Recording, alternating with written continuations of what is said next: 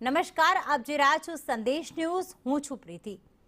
દિલ્હીના મહિપાલપુર પાસે એક ધડાકો થયો છે. આજે સવારે 9:18 ધડાકાનો અવાજ સંભળાયો હતો. રેડિસન હોટલ પાસે ધડાકા થયાનું સંભળાયું છે. બસનું ટાયર ફાટવાની પ્રાથમિક માહિતી મળી રહી છે. જોકે ટાયર ફાટતા ધમાકાનો અવાજ સંભળાયો હતો. દિલ્હી પોલીસ કહી રહી છે કે હજુ સુધી કોઈ શંકાસ્પદ મળ્યું નથી. પોલીસે ઘટના સ્થળે પહોંચી તપાસ હાથ ધરી છે.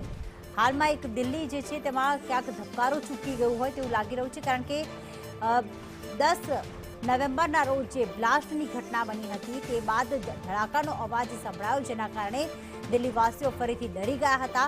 દિલ્હીના મહિપાલપુર પાસે આ ધડાકાનો અવાજ સંભળાયો છે. જોકે મળતી માહિતી પ્રમાણે બસનું ટાયર ફાટ્યું હોઈ શકે છે. હજી કોઈ પ્રાથમિક માહિતી નથી મળી.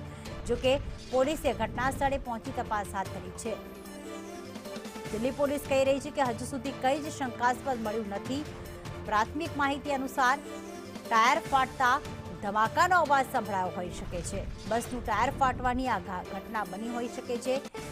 જે રેડિસન હોટલ આવેલી છે ત્યાં ધડાકાનો અવાજ સંભળાયો છે. એક તરફ 10 તારીખે જ જે એક આતંકવાદી હુમલો થયો હતો, જેમાં કારમાં બ્લાસ્ટ કરવામાં આવ્યો, 12 લોકોના મોત થઈ ગયા છે.